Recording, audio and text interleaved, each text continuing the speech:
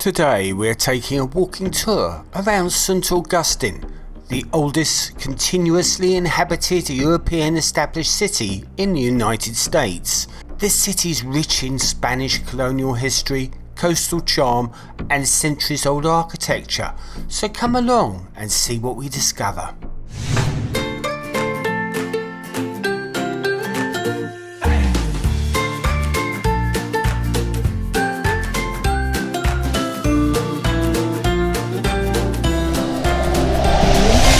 Welcome. We're on the northeast coast of Florida, in the historic town of St. Augustine, just over 100 miles from Orlando. St. Augustine holds the distinction of being the oldest continuously inhabited city in the United States. Founded by Spanish Admiral Pedro Mendez de Vills in 1565.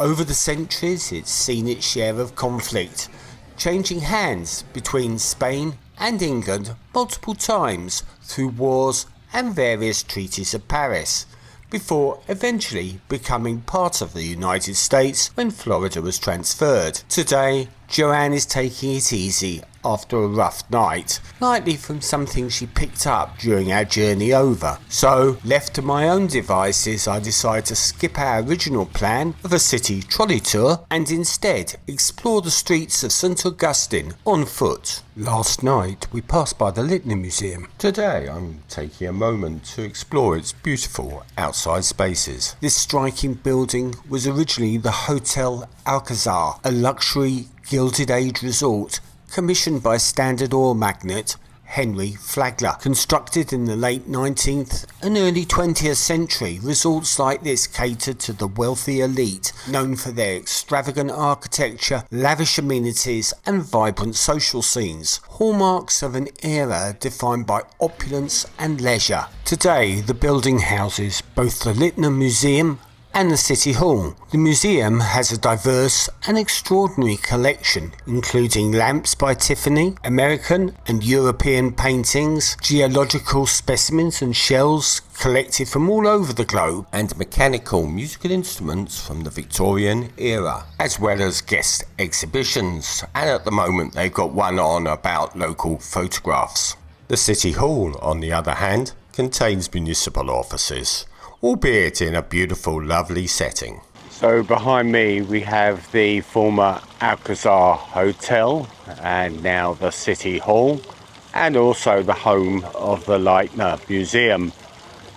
Nice little wander around there, very pleasant. The statue is of Pedro Mendez de Vills, the founder of St. Augustine. Directly across the road from the City Hall stands Flagler College, a private liberal arts institution established in 1968. These are around $45,000 per annum, including accommodation. The campus is the historic former Hotel Ponce de Leon, a lavish Gilded Age resort, also commissioned by Henry Flagler.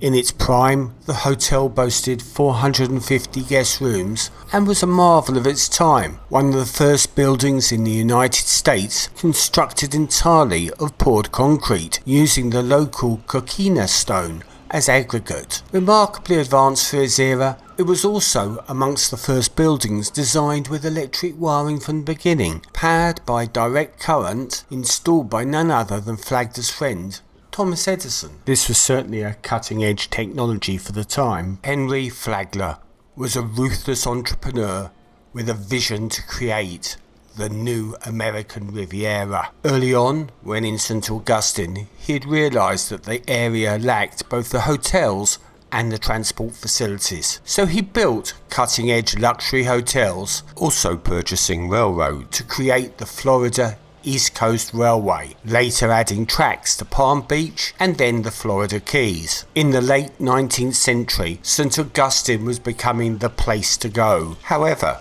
extending the railroad tracks ultimately caused a decline in St. Augustine's tourist trade because they gave access to the warmer climes of Miami and Palm Beach. Just a block away from City Hall is the Casa Monica Hotel, and like many of St. Augustine's other grand buildings, This one wasn't built by Henry Flagler, but by his friend Franklin Smith, the man who'd originally sparked Flagler's interest in Florida. Like Flagler resorts, Casa Monica was constructed using poured concrete, a technique that Smith himself had championed and made popular. Indeed, he supported Flagler in using these methods.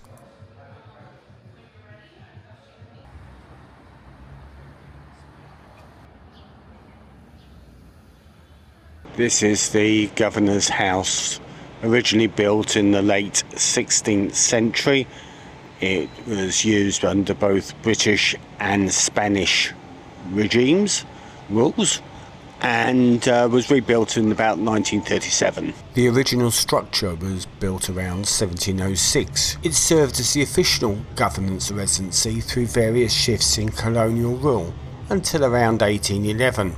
After falling into disrepair, the building was reconstructed in 1821, incorporating the original Coquina walls into the new design. Since then it has undergone several remodels and served a variety of different purposes. And this is the Cathedral Basilica. Lovely looking building. A cathedral has stood on this site since the 16th century. Many earlier versions were short-lived though, most destroyed by fire, often during British attacks. The current structure dates back to the 19th century and was funded by Henry Flagler. It incorporates Coquina stone walls salvaged from a previous building that had burned down. During its reconstruction, the cathedral was expanded and redesigned with new additions such as the bell tower, built using modern cast-in-place concrete.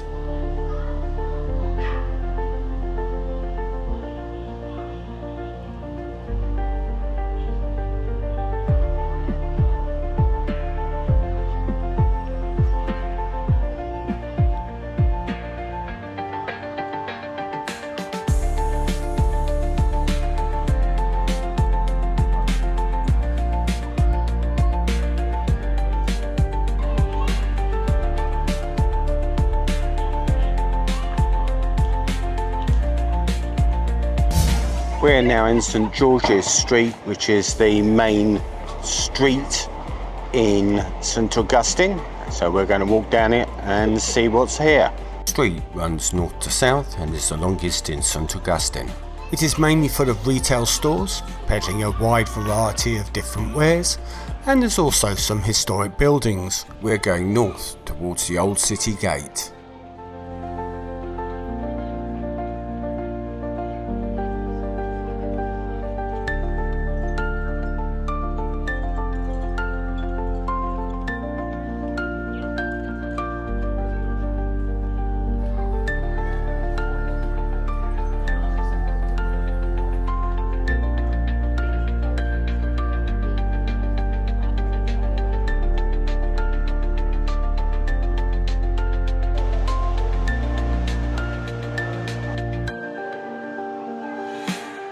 The Medieval Torture Museum may rock your boat, or just remind us of the extent of suffering that humanity can inflict in the name of a cause.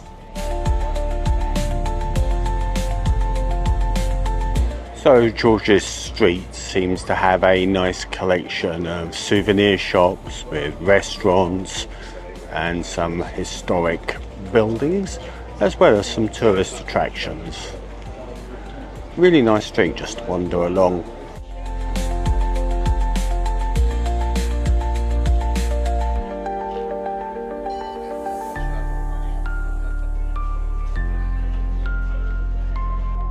And this is the Bull and Crown Public House. Nice wooden building.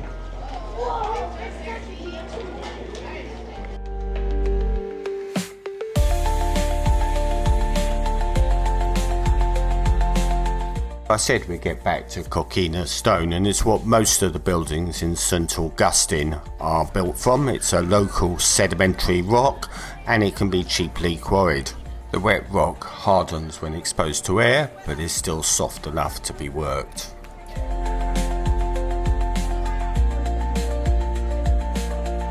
And here we have the oldest schoolhouse in the USA. What we see here is called an Easter tree. Now, we have a tree up at home all the year round, but I've never seen an Easter tree. It's interesting just looking down the various side streets. I thought the purpose of the city gates was to keep the pirates out. Anyway, nice to see them. Our own pirate festival will be on in a week. Fortunately, we're still here. And here we have the visitor centre. It has an information desk and offers free maps and brochures. So the masks that decorate this fountain was a gift to the city of St Augustine by its sister city in Spain, the city of Valladolid, birthplace of Pedro Mendez, founder of St Augustine, in 1565, and they were presented in 2005. Now, if Joanne had managed to make it with us, then we would have been taking one of those trolley trams around the city. I love the way the car park blends in, looking just like all the other buildings in St Augustine, except it's a multi-storey car park. Buy tram tickets at numerous booths around the city.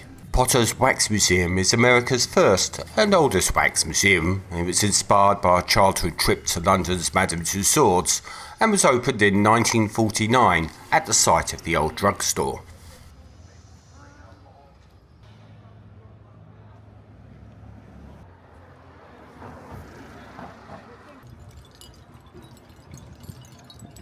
Located a short distance from the old city gate is Bin 39, which is a wine bar. And as you can see, you can sit outside and listen to the gentle sound of the fountain while still enjoying a nice glass of wine. So this is the gate that was built in 1739 and provided the only means through the security perimeter on the northern side.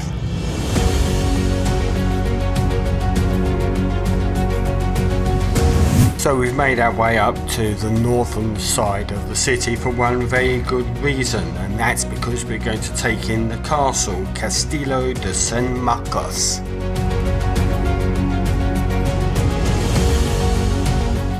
It is a historic landmark, the oldest masonry fort in the US. Built by the Spanish in the late 17th centuries, it protected their territorial claims in the New World, safeguarding trade routes to Europe.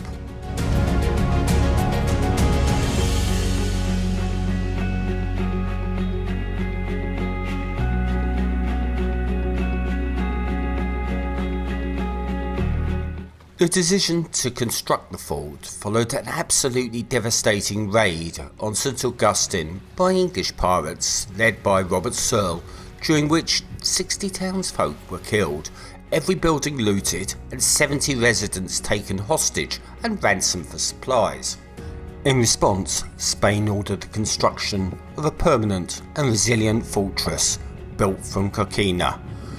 Once dried, Coquina hardens into a very surprisingly tough material that could absorb and withstand cannon fire, making it ideal for fortification.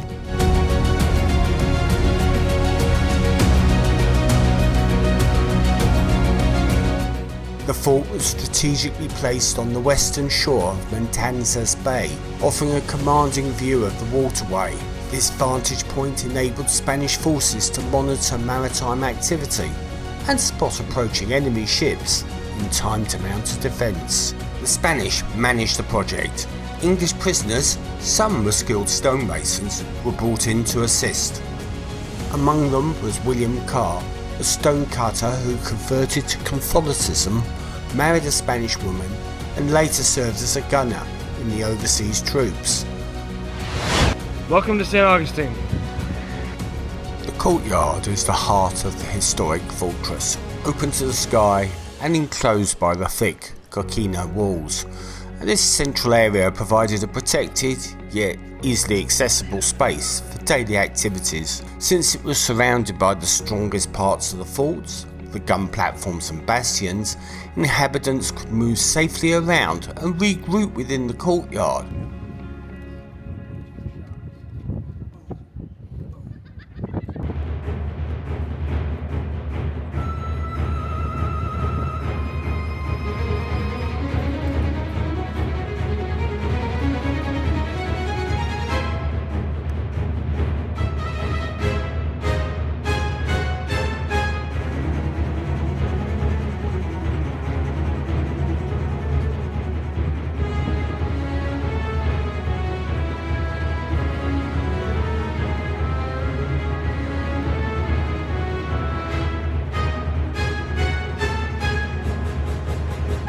This view gives you an idea as to why the fort was placed where it was and the strategic advantage that it gave. The interior of the fort has been thoughtfully preserved to showcase its colonial and military heritage, featuring a combination of original rooms, educational exhibits, interactive history programs, historical artifacts, detailed signage and period-accurate furnishings that offer insight into the daily life during the various colonial reigns of the Spanish, British and American occupants. Visitors can explore various internal spaces such as the soldiers' quarters, guard rooms, chapels, storerooms, powder magazine and even the tidal toilet.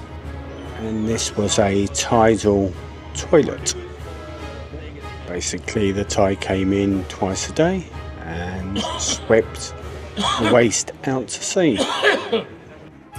This small windowless chamber was used as the powder room, storing gunpowder and ammunition. Its design prioritised safety, as a single spark could cause a catastrophic explosion.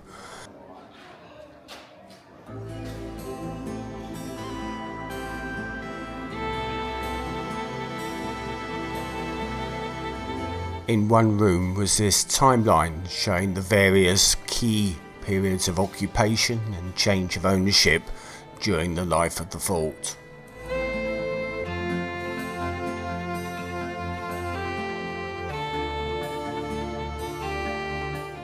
Several rooms have been meticulously recreated to resemble their 18th century appearance, complete with replica bunks, uniforms, weaponry and essential supplies. This is where the soldiers would have lived and slept. Thoroughly enjoyed my time looking around the Castillo de San Marcos. It gave me a good understanding of the history of St. Augustine. Now it's time to get out and continue my exploration, as I particularly want to see the historic district. This is a modern attraction, but it is on the route to the historic district.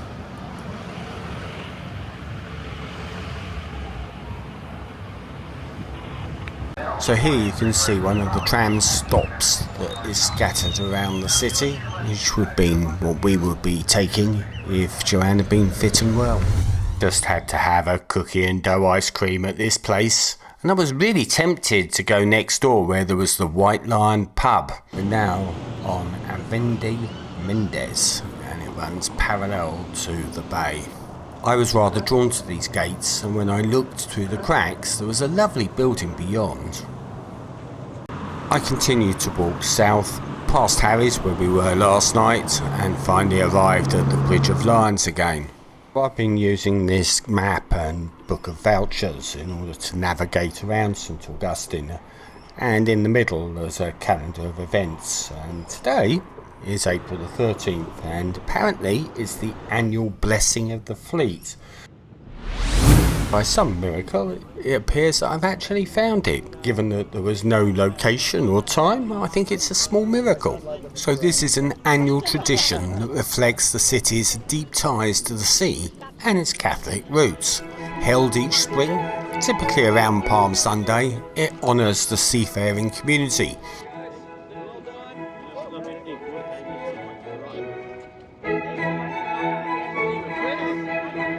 The tradition started back in 1959 and was inspired by similar ceremonies in the Mediterranean fishing villages of Spain and Portugal. Their ships are blessed to ensure a safe and prosperous season. The event begins with a solemn procession from the Cathedral Basilica, which you saw earlier in the vlog, led by clergy, altar servers and community members dressed in their traditional attire. The procession moves down to the city's waterfront, where the bishop offers prayers and blessings as vessels of all shapes and sizes, commercial fishing boats, shrimp trawlers, pleasure craft and even kayaks pass by. Each boat is then individually blessed with holy water as the bishop makes the sign of the cross and prays to the safety of the captain and the crew. I got there in time for the final vessel to be blessed and to see the procession exit stage left.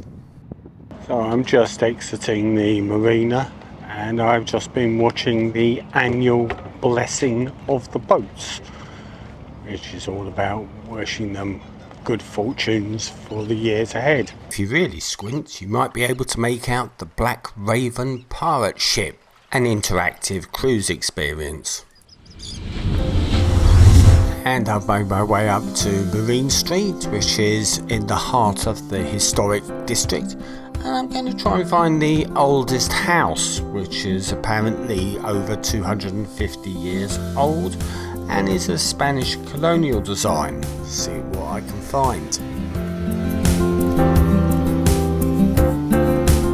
It's nice seeing that these old houses are still being lived in, restored and maintained in sympathy for the original period.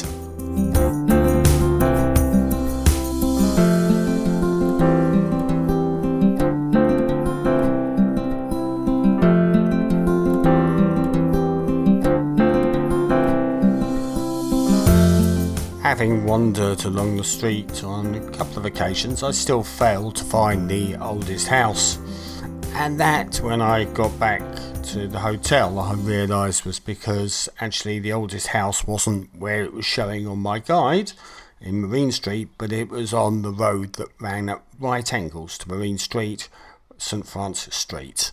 This is the St Francis Barracks, and it was originally a convent but was repurposed by the British to be a military barracks. These days though, it's the headquarters of the Army and the National Guard. I'm now walking back on the Avenida Mendez, which is a road that faces to the bay. And all of the houses here are called a bayfront something or other, like the Bayfront Westcott House, the Bayfront Marina House, the Bayfront Inn. And it gives you a clue as to how expensive they probably are.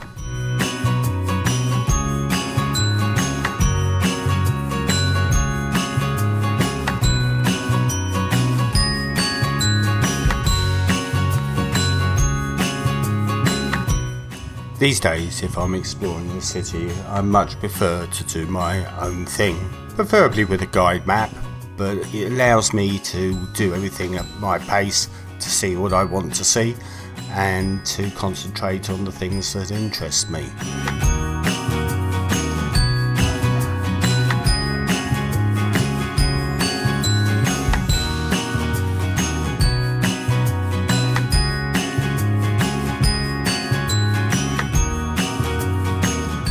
I'm now making my way back towards the hotel, and this is St George's Street again. Remember earlier on in the vlog where we went to the retail segment? That was St George's Street, but this is the older part of St George's Street, and it has a fine collection of houses on it. So this is the site of the oldest Presbyterian church in Florida, which was created here in 1824. Before being moved in the 1890s to a new church that Henry Flagler built. I love the front gate here where it says, "Please keep the gate closed, dog planning escape." Opposite the Trinity Church is a plaque on the wall which draws my attention to the exposed end of what is the only known colonial tabby wall in St Augustine, constructed using whole oyster shells, and it's similar to modern poured concrete. And so ends my tour of St Augustine. I'm now going to make it back, looking for restaurants to see if Joanne is fit enough to go out for a meal tonight. Anyway, see you in our next vlog.